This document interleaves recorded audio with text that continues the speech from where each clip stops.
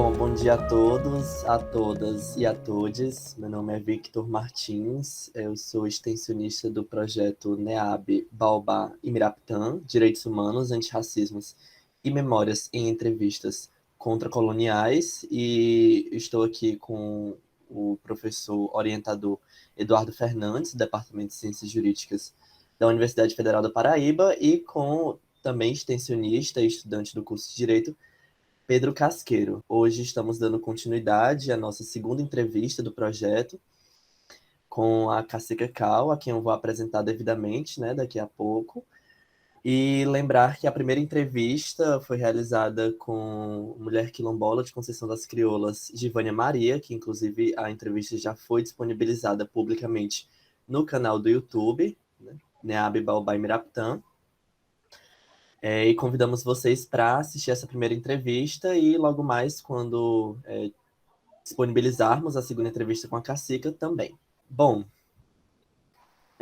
justamente essa continuidade de entrevistas, elas objetivam compor um acervo, né, de fácil acesso ao público da UFPB, aqui contextualizando um pouco quais são esses objetivos. E no caso, trazendo também os diálogos, né, e a construção pedagógica com a população em geral, dentro e fora dos espaços acadêmicos. Então, a ideia de consolidação dessas redes seriam aproximar um pouco essas causas na temática dos direitos humanos. Então, é de extrema honra, né, que nessa segunda entrevista contamos com a presença de Claudecir da Silva Braz de Melo, mais conhecida como Cacica Cal Potiguara, da aldeia Montemor, localizado no litoral norte da Paraíba, cidade de Rio Tinto, que é uma mulher indígena, também coordenadora da microrregião da Articulação dos Povos e Organizações Indígenas do Nordeste, Minas Gerais e Espírito Santo, a POIME, que é uma organização parceira do nosso projeto. E Cal também é a primeira cacica mulher do Nordeste e vereadora no município de Rio Tinto. Contextualizando um pouco, né, da relação potiguara com a UFPB, pouca gente sabe que, na verdade, essa relação ela é antiga. Capitão Potiguara, por exemplo, foi o primeiro servidor indígena de uma universidade no Brasil, articulou muitas ações e apoios com a Comissão de Direitos Humanos, a Pró-Reitoria de Ações Comunitárias e CEAMPO, que é o setor de estudos e assessoria a movimentos populares. E no caso da nossa entrevistada, Cacica, ela participou do primeiro curso de Advocacia Popular em Direitos Humanos em 2007, promovido pelo Núcleo de Cidadania e Direitos Humanos da UFPB, em articulação com a Rede Nacional de Advogadas e Advogados Populares, Dignitates, Assessoria Técnica Popular, Conselho Estadual de Direitos Humanos da Paraíba e Projeto Reconhecer, coordenado pelo professor José Geraldo Júnior, do Direito Achado na Rua da Universidade de Brasília, a UNB, e o projeto foi financiado pelo Ministério da Justiça e Ministério dos Direitos Humanos. Bom, a Cacica também foi cursista e parte da comissão política do projeto Mojubá e Miraptan, Culturas Diferentes e Lutas Iguais, né, que no caso aconteceu o primeiro curso de extensão para comunidades quilombolas indígenas do estado da Paraíba entre os anos de 2008 e 2009, e que nesse projeto, articulado e executado pela Dignitates, a Assessoria Técnica Popular, em parceria com o Programa de Pós-Graduação em Ciências Jurídicas da UFPB, no caso, o primeiro projeto de extensão em uma pós-graduação da UFPB, também articulado com o Movimento Potiguara, a Comissão Estadual Quilombola da Paraíba, também a Associação de Apoio aos Assentamentos e Comunidades Afrodescendentes da Paraíba e a Coordenação Nacional de Articulação de Quilombos, a CONAC. O projeto ele foi financiado pela Secretaria de Promoção e Políticas de Igualdade Racial da Presidência da República, tinha o objetivo de articular e animar as aproximações quilombolas indígenas da Paraíba através da universidade, contando com a presença de estudantes, docentes de graduação e também da pós-graduação em Direito, Antropologia e Serviço Social, atestando aí a interdisciplinaridade. Participaram também os tabajaras, e de Pernambuco vieram os chucurus e quilombolas da Associação Quilombola de Conceição das Crioulas, que se localiza em Pernambuco. Sobre o curso, participaram as assessorias jurídicas populares, quase toda a representação da RENAP, né, que é a Rede Nacional de Advogados Populares Nordeste, sendo realizadas formações em 3 aldeias, 3 quilombos, e 3 localidades em João Pessoa, onde participaram FUNAI, FUNASA e o Ministério Público Federal, o MPF, além de outros órgãos, sempre pensando em torno da aplicação da Convenção 169 da OIT, que é a Organização Internacional do Trabalho, em vários contextos e situações. Bom, realizei aqui essa rememorização, digamos assim, porque ela é importante, porque faz parte justamente das mobilizações por direitos humanos de vários movimentos, redes e povos indígenas, e que atravessa também a trajetória de Cacica Cal, justamente porque se liga e se mistura com uma primeira questão que nós gostaríamos de tratar. Então, Cacica, direcionando agora um pouco mais a sua participação, novamente eu agradeço, né, por estar aqui conosco, justamente permitindo que não apenas nós do projeto, mas também a universidade e o espaço acadêmico em si consiga entender um pouco mais sobre as lutas indígenas, né, essas demandas que elas não são de hoje, elas não detêm um marco temporal de 1978, mas elas são seculares, elas datam de 1500, e gostaríamos de saber justamente um pouco mais sobre a sua trajetória e a relação entre a universidade, as assessorias e os movimentos sociais com os potiguaras. E aí, justamente o que ficou destes momentos, né? Como ajudou, por exemplo, no seu processo a ser a primeira cacica geral potiguara. Aí, no caso, situa a primeira pergunta e eu vou passar a palavra para você, certo? Bom dia, Vitor. Bom dia, Pedro, Eduardo, e todos os que estão acompanhando aqui nesse documentário, nessa live. É um prazer estar participando com vocês. Você bem frisou aí, né, a importância da universidade dentro desse contexto que hoje eu me encontro. Eu sou cacique, a única cacique mulher dentre 32 aldeias aqui no povo potiguara, a única que vem residir porque não é fácil. A gente, dentro de um grupo machista e de homens, a gente permanecer na luta do movimento indígena, né? É uma luta muito árdua que a gente tem conseguido, e posso te dizer, Vitor, que a universidade foi uma peça fundamental para que eu estivesse onde estou hoje. Foi a parceria com a universidade, com as pessoas, e Eduardo sabe muito bem disso, que fez parte dessa história aqui de crescimento, onde pôde se apropriar mais dos direitos e garantir dentro da nossa luta a voz feminina, que fez a diferença. Hoje eu estou aqui, cacique, na minha aldeia já há 15 anos, já contribuí muito com a minha comunidade. Hoje eu tenho um orgulho de dizer que dentre as aldeias potiguaras, a minha tem o melhor IDH do povo potiguara e do município, porque a gente pôde trabalhar com essa amplitude de conhecimento, de fortalecimento, e buscando parcerias. E a universidade sempre esteve presente aqui na nossa luta, no nosso movimento. Então, é muito gratificante estar participando hoje com vocês desse documentário e dizer que a nossa existência aqui tem 521 anos de histórias. E nós, povo potiguara, nunca arredamos o pé do nosso território. A gente vem sempre nessa luta permanente, né, lidando com preconceito, lidando com invasores, lidando com todo tipo de adversidades que você possa imaginar que houve.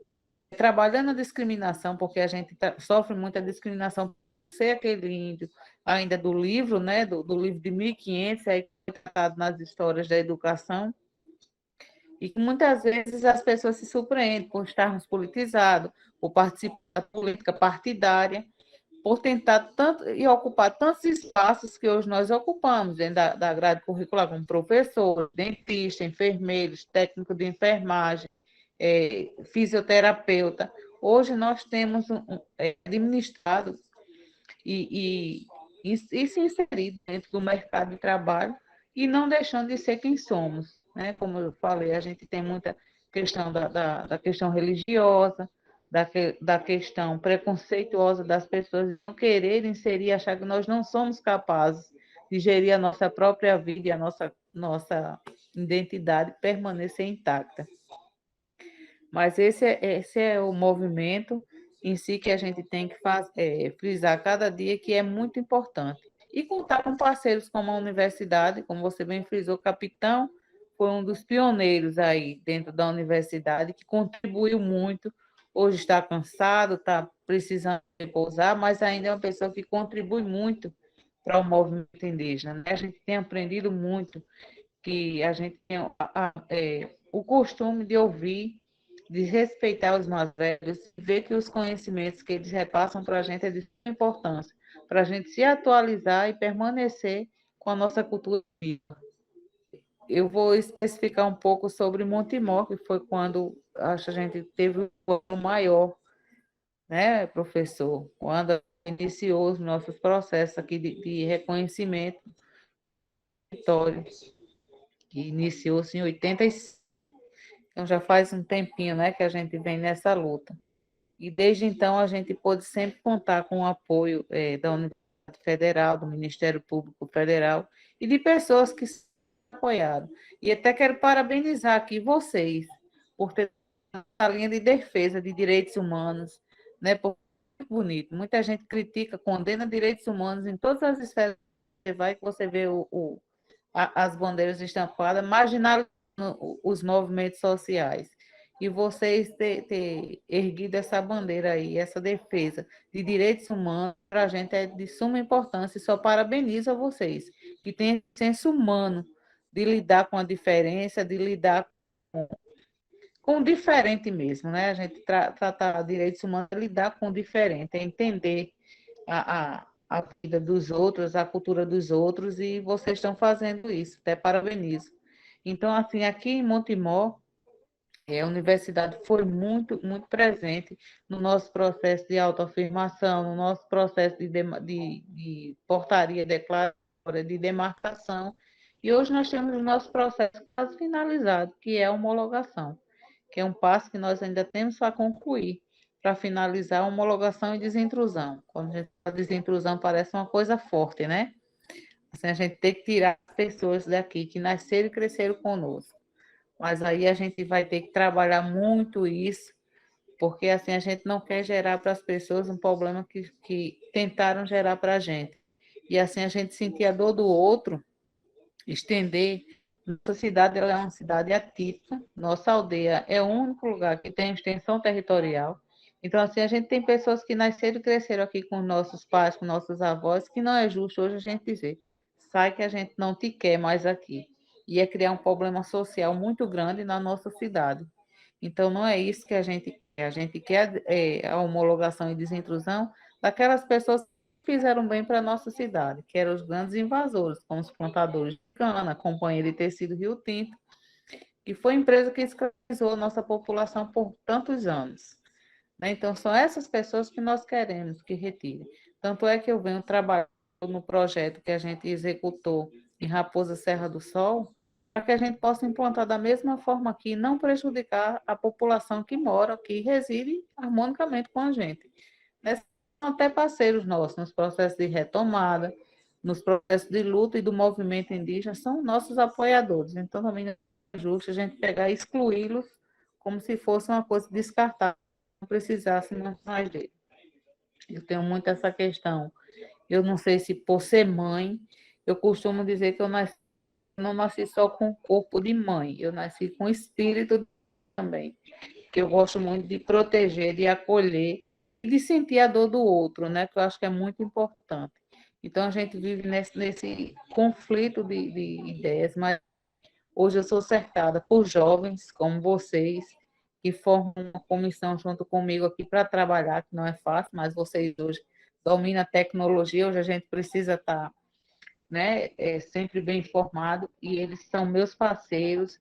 Eu me sinto muito feliz e realizada com eles participando dentro desse movimento nosso aqui. E até dizer que a cidade agora vai ser nossa parceira num curso que eu acho que Eduardo já foi convocado aí por Estevão a participar deste nosso curso, que vai ser de formação de novas lideranças.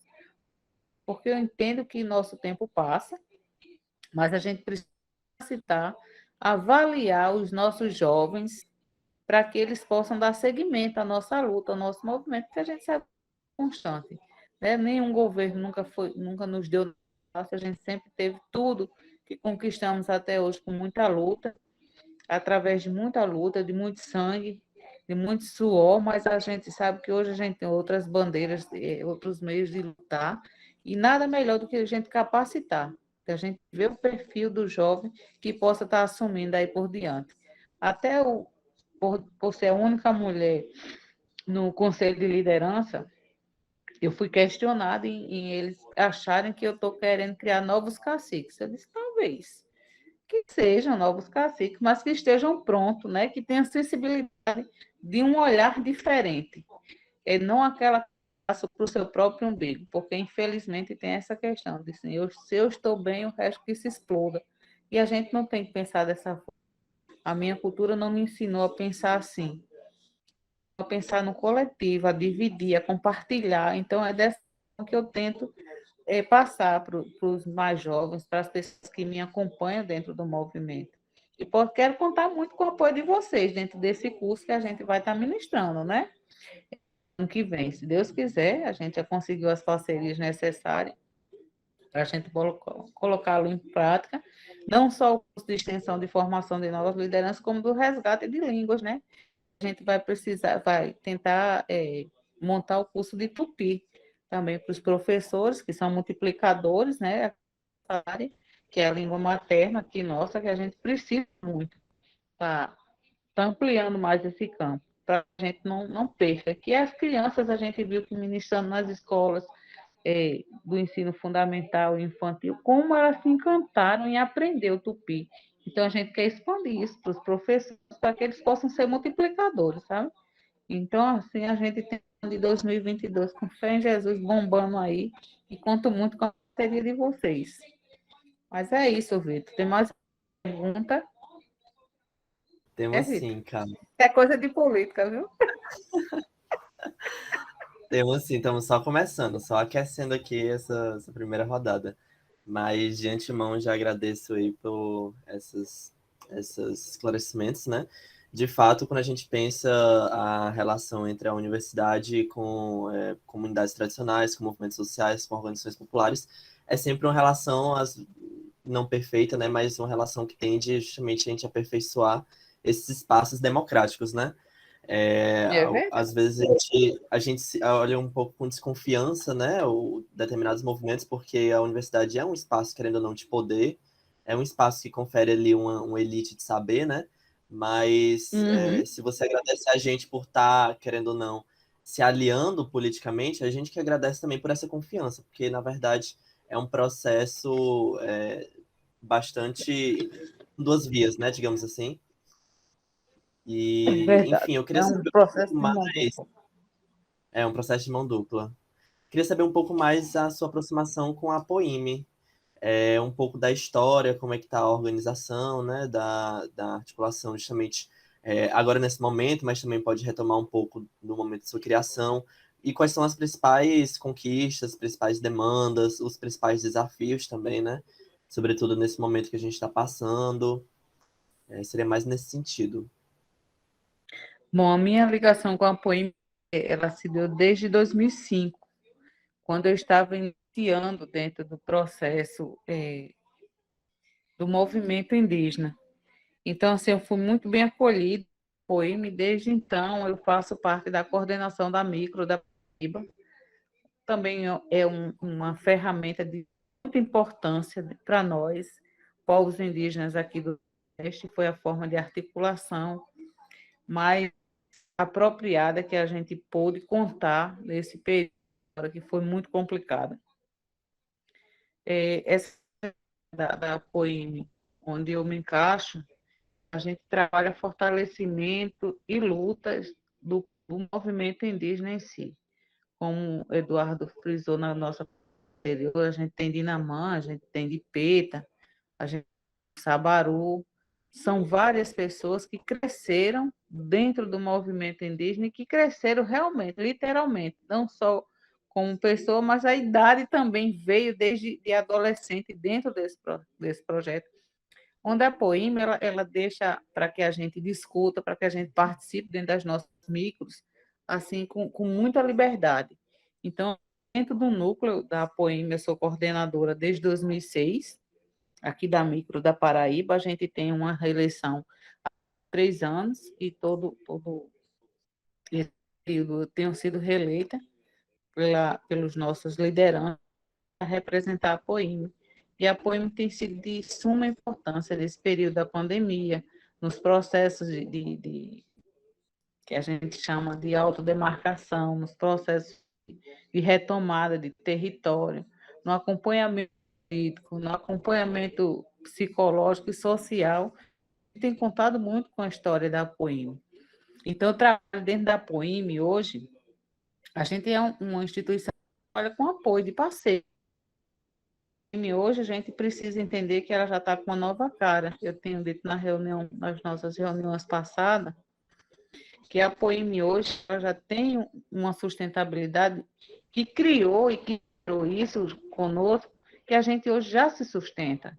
Então, assim, eu sou fruto da Poeme, eu sou fruto de um movimento que veio e cresceu com a Poeme. Então, hoje eu tenho como contribuir com a Poeme. A gente muitas vezes tem um recurso mínimo para buscar mulheres, para buscar pessoas e lideranças que estão lá na aldeia que não têm como chegar nas nossas organizações, nas nossas reuniões, e hoje eu me banco. Hoje eu tenho como me sustentar, tenho como contribuir para isso.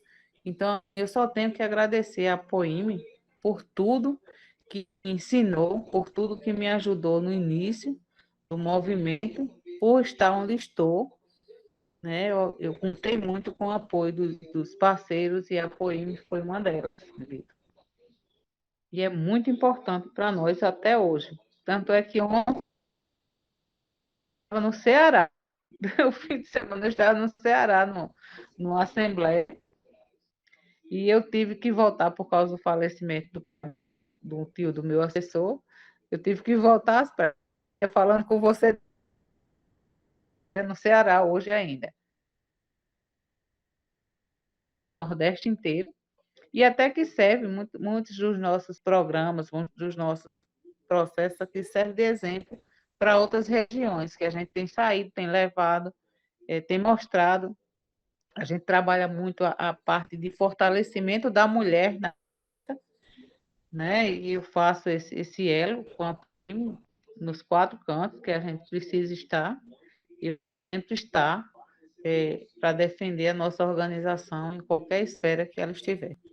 Perfeito, agradeço. E a gente vê como hoje mais do que nunca essas organizações elas são muito importantes para resistir dentro das políticas institucionais, né? A PIB está fazendo muito bem isso, Exatamente. a Poeme também, a COIAB lá na Amazônia, né? Que está com suas pautas. E realmente é muito importante a gente estar fortalecendo essas organizações, essas articulações. Bom, eu vou passar agora a Nós, palavra. Pode deixa eu falar. dentro das nossas organizações, a PIB, a COIAB, a Arpinsul, a Arpinsudeste, a PIB foi criada de um dentro dessas nossas organizações. As 5 regiões nós nos reunimos para criar a PIB, porque a gente sabia que precisava de um elo central em Brasília para discutir, para acompanhar os nossos processos. Então, a gente criou a PIB e tem sido uma ferramenta muito importante nas discussões hoje da organização social que nós hoje enfrentamos aí no país. A PIB tem sido a nossa porta de entrada, assim, nosso elo, né?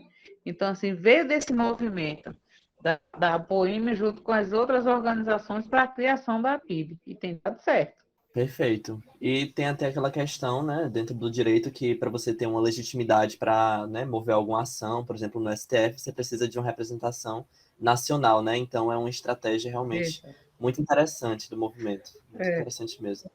é Bom, eu verdade. vou passar a palavra agora para Pedro, nosso extensionista, também está aqui enquanto entrevistador, e ele vai direcionar a sua próxima pergunta. Pedro, é contigo. Muito obrigado, Vitor. Então, Cassi Cacau, por falar na manutenção da democracia, nas lutas indígenas por direitos, né, e na restituição dos assaltos seculares, na retomada de territórios, né, o tema nacional que tem mobilizado bastante os povos indígenas, indigenistas, é o julgamento no Supremo Tribunal Federal, no STF, né, da questão do marco temporal sobre a demarcação das terras indígenas a partir ou anterior à Constituição de 1988. Então, teria como a senhora explicar um pouco para a gente qual é a expectativa e os efeitos que esse julgamento, né, e as suas suspensões podem ter no dia a dia dos povos indígenas, né, e dos contribuintes também para as lutas indígenas e indigenistas. Bom dia, Pedro. Essa tese do marco temporal, ela tem sido um atropelo à Constituição, aos direitos garantidos que nós temos até hoje assegurados pela Constituição. Então, isso vai causar um impacto muito grande se isso é aprovado no Congresso, né?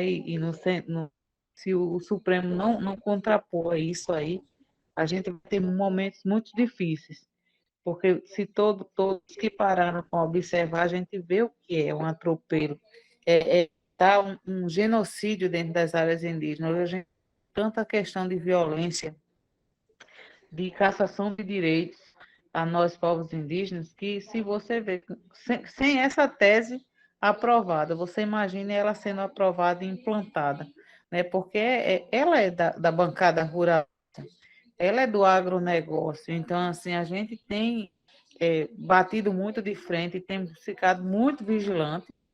A PIB tem feito esse trabalho de estar acompanhando esse processo. A gente já está no 16º acampamento Terra Livre, que é a luta pelos nossos direitos.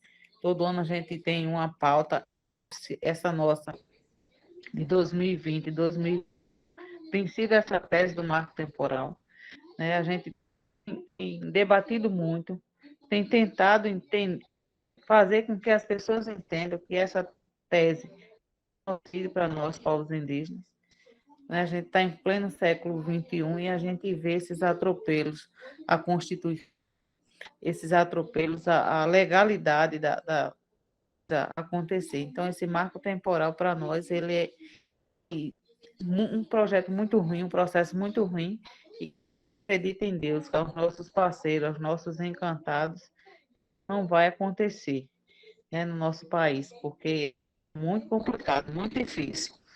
Você veja como estão as questões hoje, mesmo sem essa tese dele implantada, os atropelos que está acontecendo. A gente não tem tanto impacto aqui no Nordeste, em especial aqui, porque nós já fizemos o trabalho que o governo deveria ter feito, que a maior parte da desintrusão nós já fizemos, que foi tirar de dentro do nosso território os fazendeiros que ocupavam as nossas áreas. Então, aqui na nossa área, era aqui na minha área, e nós retiramos por conta própria.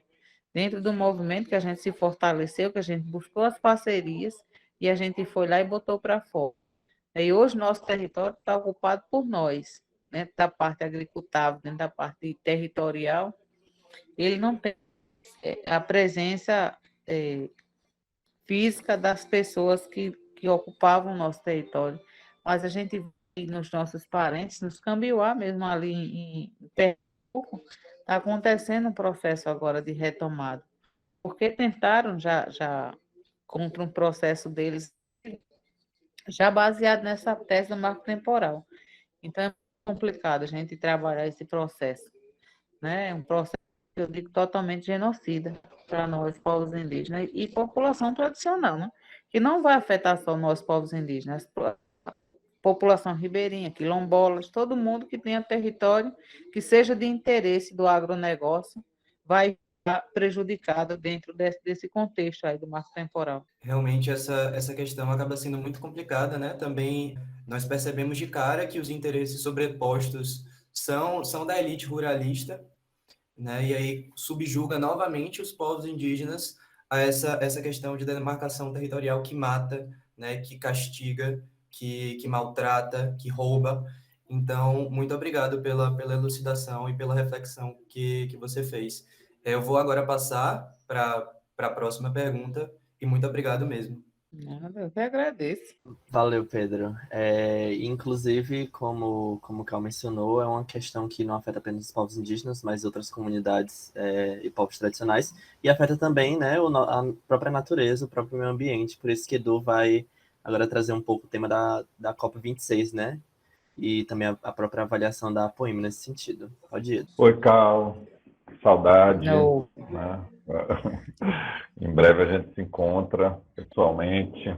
Se Deus quiser. Para aproveitar tudo que a gente já está devendo, né? De alguns anos de convivências interrompidas, né?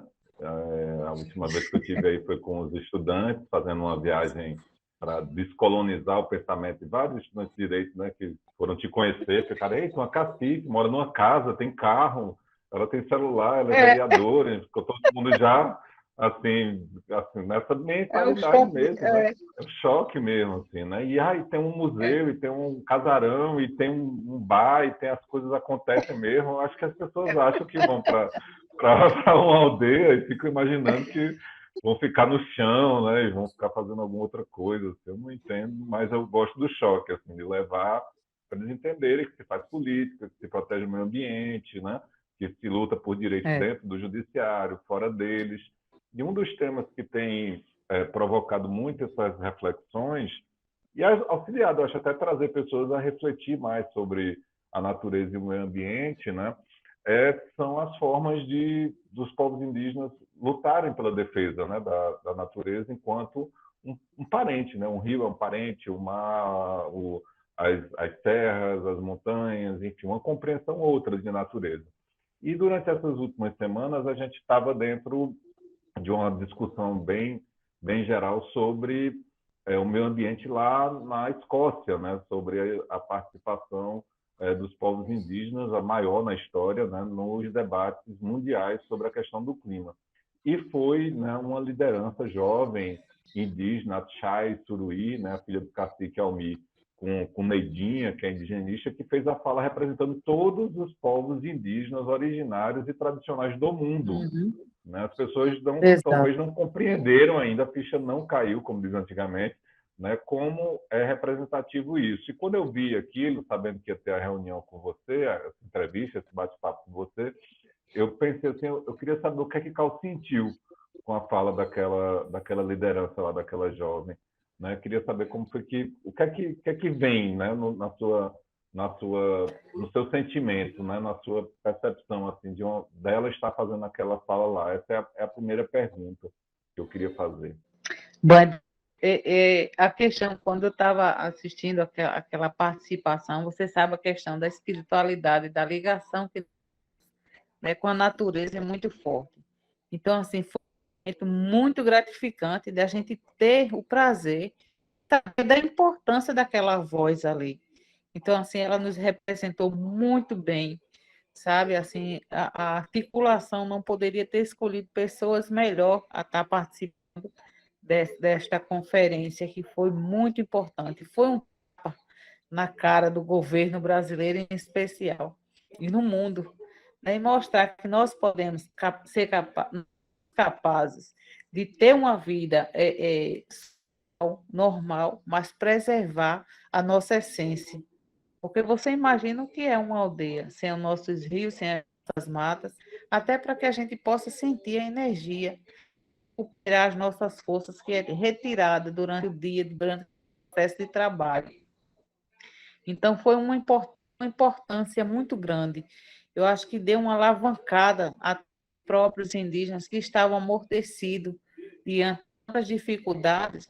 Aquela fala, aquela presença ali na COP26 foi muito importante para nós. Então, assim, eu senti isso, porque eu cheguei a me arrepiar as lágrimas quando eu estava assistindo aquilo ali, porque eu me senti muito feliz de ser uma jovem, né, levar aquela mensagem tão bonita, né? E defender os nossos direitos encantados com tanta garra, com tanta propriedade. Eu fiquei muito feliz mesmo. E eu acredito que o movimento em si, ele tá de parabéns, né? Por diga essa força jovem, esse espírito jovem, guerreiro que ainda se instala e que a gente nunca vai, né? Fiquei muito feliz, né, Eduardo? Muito feliz. Eu imaginei, assim, quando a gente viu aquela força, né, assim, criando aquela energia, espalhando ali, né, naquele momento, assim, para quem estava acompanhando ao vivo, foi bastante Foi. impactante, né? Eu acho que mobilizou, Muito assim, forte. como você disse, de arrepiar mesmo, de você pensar e estar com ela, né, dando a força de volta, assim como ela estava mandando, a gente mandando de volta também. Mas Verdade. tem uma questão, Cal, que a gente também queria escutar um pouco, assim, já há uma série de documentos que estão sendo assinados na COP, né? É declaração, é termo, enfim, que os estados assinam e tal. A gente já tem várias outras, né, no mundo que já foram assinadas, né? A Convenção 69 da OIT é uma delas. Qual é a sua Uhum. expectativa, assim, pela sua trajetória mesmo, assim, experiência, de um documento desse internacional ter alguma eficácia prática ou ela é mais simbólica? O que é que você acha, assim, como é que você avalia? Eduardo, eu sou muito sincera, e tu sabe que eu não sei, a gente luta muito, mas eu acredito que vai ser mais simbólico, porque infelizmente a ganância que predomina no nosso mundo, ela é bem maior que isso. Então, assim, a intenção vale a luta, vale a resistência, mas eu acredito que será mais simbólico, infelizmente. A gente tem uma pergunta que a gente faz aqui, sempre com base num diretor, um ator, que era o Antônio Abujanra, que ele tinha um programa chamado Provocações. E aí a gente, quando já está perto do fim, ele sempre fazia uma pergunta que era provocativa, que ele dizia, né? Provocar uma ação. E aí eu fico sempre para fazer essa pergunta às entrevistadas. E a pergunta é a seguinte, Cal. O que são direitos humanos, Cal? O que são direitos humanos, para mim, o direito humano é defender a vida, é defender os interesses sociais, é a defesa de um coletivo que a sociedade há muito tempo perdeu. Direitos humanos, para mim, é isso, sabe, Eduardo? É resgate, é busca, é vida. Para mim, é isso. Simplesmente isso. Mas o que são realmente os direitos humanos, Cal? Diga aí. É? Repete. O que são realmente os direitos humanos? É isso mesmo, Eduardo. É luta, é resistência. Não é você garantir, né, o direito, ter o sentimento eu digo, o sentimento de afinidade, de defesa. O direito é um contexto geral disso tudo, né? De força, de luta, de resistência e de percepção, de você sentir e garantir o direito a outras pessoas de ser igual ou melhor do que você, ser tratado da forma, né? Se a gente se for para muita gente pergunta, direitos humanos é defender, porque a gente é marginalizado. Se você ninguém sabe quanto a gente é marginalizado por defender essa bandeira de direitos. E direitos humanos é igualdade, é lutar por igualdade de gênero, de raça, de cor, em todas as esferas. Eu acredito que é dessa forma, né, que eu entendo que é direitos humanos. Direitos humanos, para mim, é isso. É vida, é resgate, qualidade, é tudo de bom que a gente possa agregar em um ser humano. Todo mundo, às vezes, você lembra daquele nosso em direitos humanos, aquele professor de palestra disse que porra esse homem está fazendo aqui. Era antissocial da peste, aquele advogado, não era ele? Esqueci até o nome do peste, que essas pessoas fazem questão de esquecer. O que esta criatura está fazendo aqui, dentro de um grupo desse, de quilombolas indígenas, né? E pessoas que defendem a vida.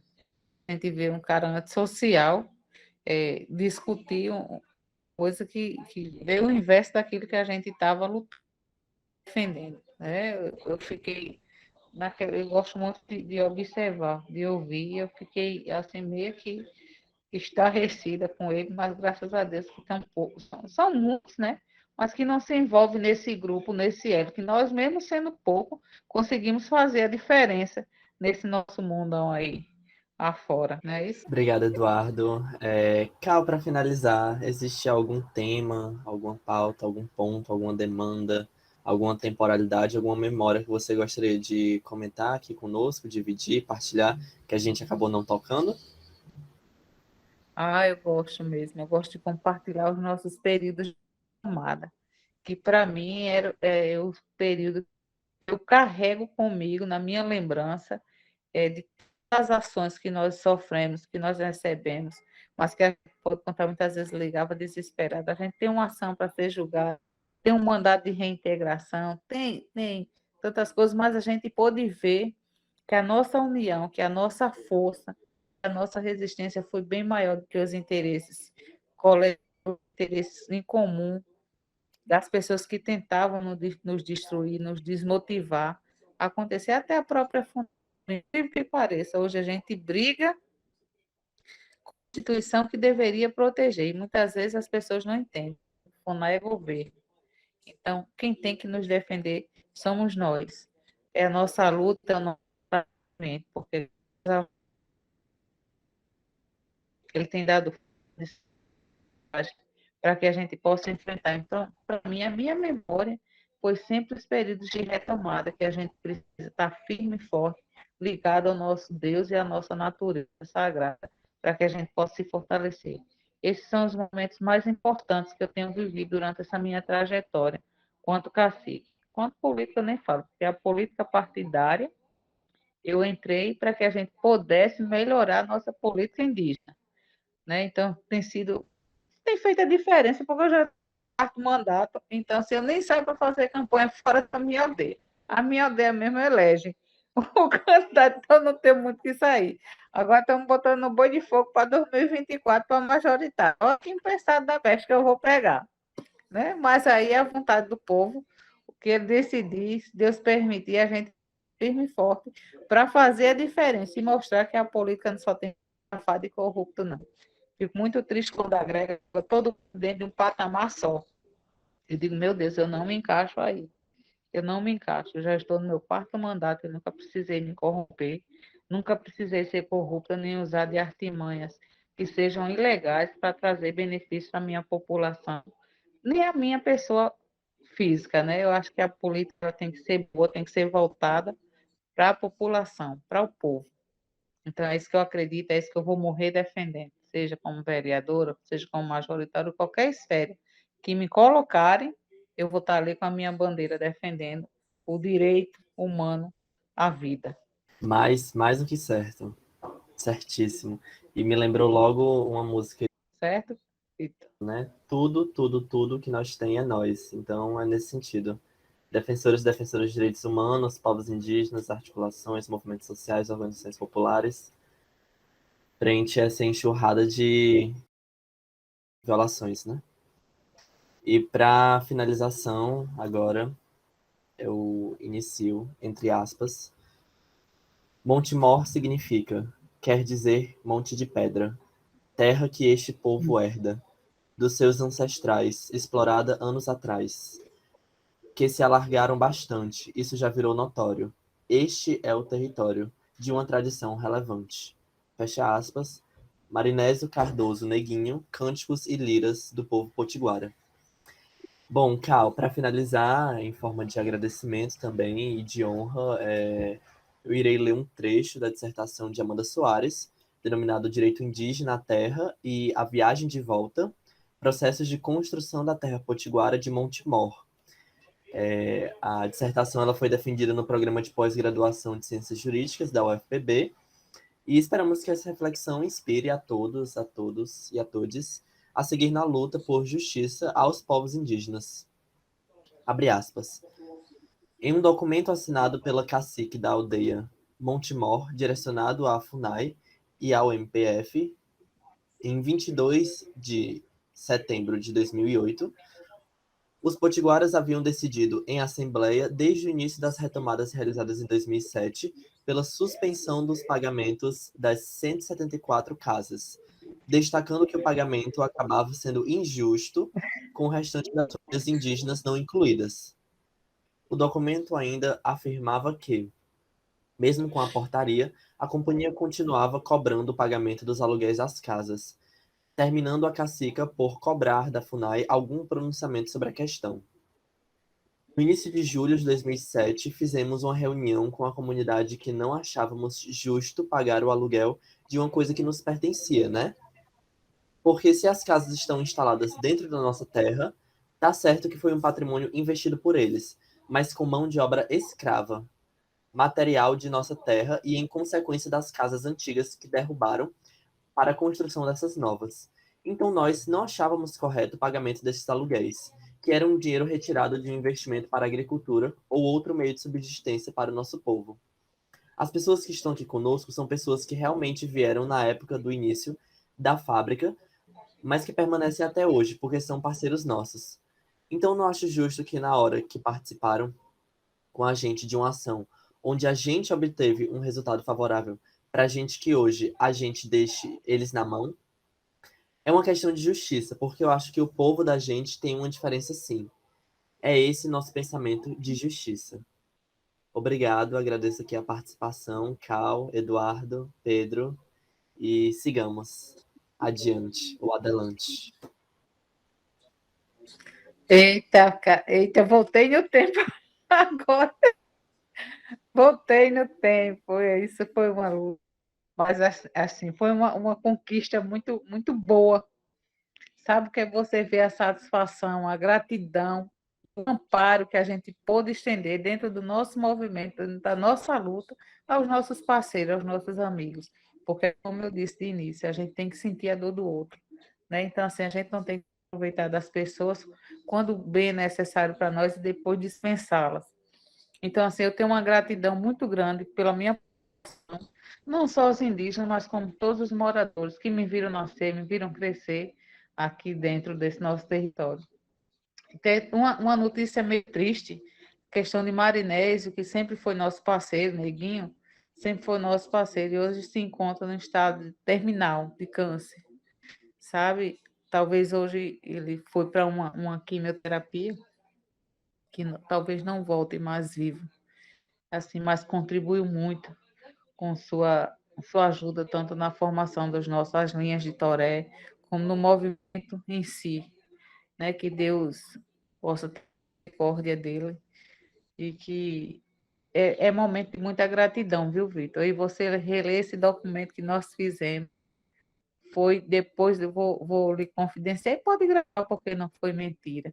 Depois que eu voltei de uma reunião com a Companhia de Tecido Rio Tinto, onde me ofereciam vantagens para me retirar do movimento e deixar que a companhia recebesse os aluguéis da casa, que a FUNAI ora pagava. E eu digo, como é que nós vamos ter a nossa terra demarcada se nós estamos reconhecendo que estamos pagando? Se estamos pagando, não é nossa. Foi sempre esse meu pensamento. E graças a Deus deu certo, né, Eduardo? Deu certo e hoje a gente tem uma comunidade livre, né? Hoje eu acho que o maior direito do ser humano é estar debaixo de um teto e ter a garantia de que ninguém vai botá-los fora da sua casa, como eu vi, presenciei muito. Aqui a companhia encostar o carro, descobrir a casa e botar os moradores, independente se tinha criança, se tinha idosos na rua. E aquilo sempre me doeu. Então, assim, graças a Deus que eu pude fazer parte desse processo. Estou aqui ainda para comemorar, né? E dizer que valeu a pena cada sacrifício, cada processo sofrido, né? Na época que foi para blindar, foi para fortalecer e para polir e saber que a gente pode fazer sempre o melhor para todos. Muito obrigado você por ter trazido essa memória tão boa. Talvez eu tenha guardado em documentos, em arquivos. Que se depois você puder me mandar esse processo, eu vou no arquivo digital, que hoje é mais seguro, não dá trabalho, né?